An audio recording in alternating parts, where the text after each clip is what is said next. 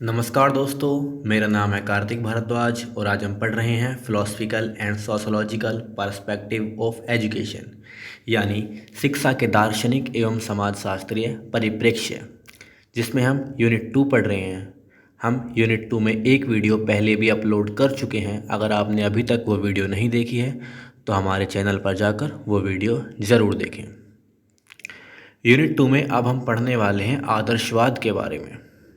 इस वीडियो में हमने आदर्शवाद का अर्थ, आदर्शवाद की परिभाषाएं, आदर्शवाद के सिद्धांत और आदर्शवाद की विशेषताएं, इन सब के बारे में बताया है। देखिए, ये जो वाद है ना, ये सारे के सारे वाद ये एक विचारधाराएं हैं, है ना। सभी वाद एक प्रकार की विचारधाराएं हैं जो समय के अनुसार लोगों की रही हैं। सबसे पहला हमारा वाद है आदर्शवाद। इसके बाद हमारा वाद आता है प्रकृतिवाद, फिर यथार्थवाद और अंत में प्रयोजनवाद। पहले आज हम आदर्शवाद के बारे में पढ़ेंगे, फिर आगे आने वाली वीडियो में बाकी सभी वाद को भी डिस्कस करेंगे। ये सभी इम्पोर्टेंट हैं आपके एग्ज़ाम के पॉइंट ऑफ व्यू से, तो आप हमारे वीडियो को देखें और इनके नोट्स बना लें ताकि आगामी एग्ज़ाम्स में आपके काम आएँ। पहले हम शुरू करते हैं आदर्शवाद को। आदर्शवाद यानी आइडियलिज्म। आदर्शवाद दार्शनिक विचारधारा सबसे प्राचीन विचारधारा है। देखिए, आदर्शवाद एक विचारधारा है दार्शनिकों की और यह सबसे प्राचीन है, यानी सबसे पुरानी है। इस विचारधारा का विकास सुकरात तथा उनके शिष्य प्लेटो ने किया था। आदर्शवादी दार्शनिक विचारों को ही श्रेष्ठ मानते थे। यह विचारधारा इस समस्त ब्रह्मांड को ईश्वर द्वारा निर्मित मानती है। यानी आदर्शवाद विचारधारा क्या मानती है कि यह संपूर्ण ब्रह्मांड ईश्वर द्वारा निर्मित है। इस संपूर्ण ब्रह्मांड को ईश्वर ने ही बनाया है। यह विचारधारा मानती है कि इस वस्तु जगत के अपेक्षा, वस्तु जगत यानी हमारे आसपास नहीं जो सभी वस्तुएं हैं, संसार है, उसकी अपेक्षा आध्यात्मिक जगत यानी भगवान, ईश्वर, प्रभु, यही सब श्रेष्ठ हैं। यह विचारधारा ईश्वर को अंतिम सत्य, ये लाइन बहुत इंपॉर्टेंट है कि यह विचारधारा ईश्वर को अंतिम सत्य और आत्मा को ईश्वर का अंश मानती है। यह विचारधारा क्या मानती है कि ईश्वर ही अंतिम सत्य है और हमारे अंदर निहित जो आत्मा है यह एक ईश्वर का अंश है। इस विचारधारा के अनुसार मनुष्य जीवन का अंतिम उद्देश्य आत्मानुभूति है, यानी आत्मा की अनुभूति करना ही मनुष्य के जीवन का अंतिम उद्देश्य है। आदर्शवादी विचारधारा ये मानती है। इसके बाद हमारा आगे आता है आदर्शवाद का अर्थ, यानी मीनिंग ऑफ आइडियलिज्म। आदर्शवाद हिंदी भाषा का शब्द है और आदर्शवाद को अंग्रेजी में हम आइडियलिज्म कहते हैं। यह आइडियलिज्म शब्द भी दो शब्दों से मिलकर बना है, पहला आइडिया और दूसरा इज्म।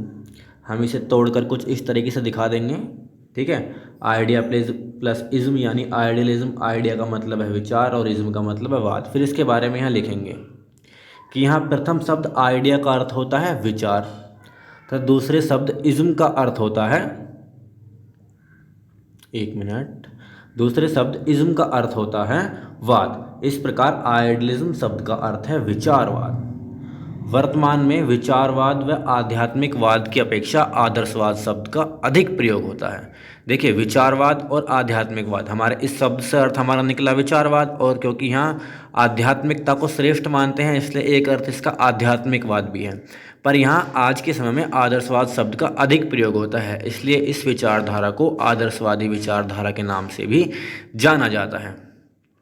जितने भी आदर्शवादी थे वे सभी दार्शनिक यानी फिलोसफर्स जो होते हैं उनके विचारों को ही श्रेष्ठ मानते थे। प्लेटो ने भी चिंतन, मनन व विचारों आदि को ही सर्वश्रेष्ठ माना है। सुकरात के शिष्य जो थे प्लेटो, इन्होंने भी चिंतन, मनन व विचारों आदि को ही सर्वश्रेष्ठ माना है। इसके बाद हमारा नेक्स्ट पॉइंट है आदर्शवाद की परिभाषाएं, यानी डेफिनेशंस ऑफ आइडियलिज्म। हमने कुछ इंपॉर्टेंट डेफिनेशंस जो बार बार आपके शॉर्ट क्वेश्चन में भी पूछी जाती हैं उन्हीं के बारे में बताया है। अगर आप इससे एक्स्ट्रा चाहें तो आप अपने बुक्स या क्वेश्चन बैंक्स में पढ़ सकते हैं। एडम्स ने कहा कि आदर्शवाद एक अथवा दूसरे रूप में दर्शन के समस्त इतिहास में व्याप्त है, यानी आदर्शवाद जो है वो फिलॉसफी की जितनी भी हिस्ट्री है उसके अंदर छाया हुआ है, व्याप्त है समस्त इतिहास में। दूसरा, रॉस कहते हैं कि आदर्शवाद के अनेक रूप हैं किंतु सबका सार यह है कि मन और आत्मा ही इस जगत का पदार्थ हैं और मानसिक स्वरूप ही सत्य है। रॉस ने कहा कि आदर्शवाद के रूप तो बहुत सारे हैं, परंतु सबका सार यही है कि मन और आत्मा ही इस जगत का पदार्थ हैं और बाकी सभी हमारा मानसिक स्वरूप जो है वो ही सत्य है। आदर्शवाद के प्रमुख सिद्धांत, ये आपका शॉर्ट क्वेश्चन और वेरी शॉर्ट क्वेश्चन में पूछ लेते हैं 1 से 2 नंबर में कि आदर्शवाद के प्रमुख सिद्धांत बताइए। देखिए आदर्शवाद क्या है, आदर्शवादी क्या मानते हैं कि यह ब्रह्मांड ईश्वर के द्वारा निर्मित है। आदर्शवादियों ने माना कि इस ब्रह्मांड का निर्माण ईश्वर ने किया है और सर्वश्रेष्ठ सत्ता ईश्वर की है और इस सृष्टि की रचना भी ईश्वर ने ही की है। दूसरा पॉइंट है, भौतिक जगत की अपेक्षा आध्यात्मिक जगत श्रेष्ठ है। भौतिक जगत यानी हमारे आसपास नहीं जो ये सभी वस्तुएं हैं, इनके अपेक्षा आध्यात्मिक जगत यानी मनन चिंतन ईश्वर का गुणगान करना ही यही श्रेष्ठ है। प्लेटो ने ब्रह्मांड को 2 भागों में बांटा है, पहला विचार जगत और दूसरा वस्तु जगत। उनके अनुसार विचार जगत सत्य है क्योंकि विचार नित्य और अपरिवर्तनशील हैं। तीसरा पॉइंट है, मनुष्य संसार की सर्वश्रेष्ठ रचना है। मनुष्य के पास भौतिक शक्ति होने के साथ साथ आध्यात्मिक शक्ति भी होती है जिसका प्रयोग वह सभ्यता, संस्कृति, कला, नीति और धर्म को जन्म देने में करता है। यहाँ जन्म आएगा, आधा ने देने में करता है। इस कारण आदर्शवादियों ने मनुष्य को संसार की सर्वश्रेष्ठ रचना कहा है। चौथा पॉइंट है, आत्मा व परमात्मा के अस्तित्व को मानना। आदर्शवादी मानते हैं कि आत्मा इतनी सूक्ष्म है कि उसको हम देख नहीं सकते, उसको देखा नहीं जा सकता, परंतु इसका निर्माण परमात्मा की शक्ति से ही हुआ है। इसलिए आत्मा व परमात्मा सर्वश्रेष्ठ हैं, इनका अस्तित्व है।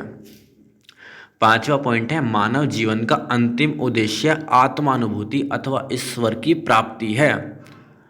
आदर्शवादियों के अनुसार मानव जीवन का अंतिम उद्देश्य केवल और केवल आत्मा की अनुभूति करना है और ईश्वर को प्राप्त करना है। आगे हम आदर्शवाद की विशेषताओं के बारे में बताएंगे। तो आदर्शवाद की विशेषता निम्न है। पहला है आध्यात्मिक विकास करना, यानी आदर्शवाद की पहली विशेषता यह है कि आध्यात्म का विकास किया जाए। यानी आदर्शवादियों के अनुसार भौतिक जगत की तुलना में आध्यात्मिक जगत श्रेष्ठ है। इसलिए आदर्शवादियों का मत है कि शिक्षा की ऐसी व्यवस्था हो जिससे बालक का आध्यात्मिक विकास हो सके। यानी आदर्शवादी मानते हैं कि हमें इस प्रकार की शिक्षा की व्यवस्था करनी चाहिए जिससे हम बालक का आध्यात्मिक विकास कर सकें। दूसरा पॉइंट है संस्कृति की रक्षा व विकास करना। आदर्शवादियों के अनुसार मनुष्य को धर्म, नैतिकता, कला, साहित्य, गणित आदि संस्कृतियों की रक्षा व विकास करने के लिए सदैव तत्पर रहना चाहिए। तीसरा पॉइंट है पवित्र जीवन के लिए तैयार करना। आदर्शवादियों के अनुसार बालक को इस प्रकार तैयार करना चाहिए कि वे आध्यात्मिक मूल्यों के प्रति श्रद्धा रखें और स्वयं को पवित्र जीवन के लिए तैयार रखें। बालक की मूल प्रवृत्ति को, चौथा पॉइंट है बालक की मूल प्रवृत्ति को आध्यात्मिक प्रवृत्ति में परिवर्तित करना। आदर्शवादियों का विश्वास है कि बालक को आध्यात्मिक स्वरूप से विकसित करने के लिए आवश्यक है कि उसकी मूल प्रवृत्तियाँ यानी उसमें निहित जो प्रवृत्तियाँ हैं उनको आध्यात्मिक प्रवृत्ति में बदला जाए।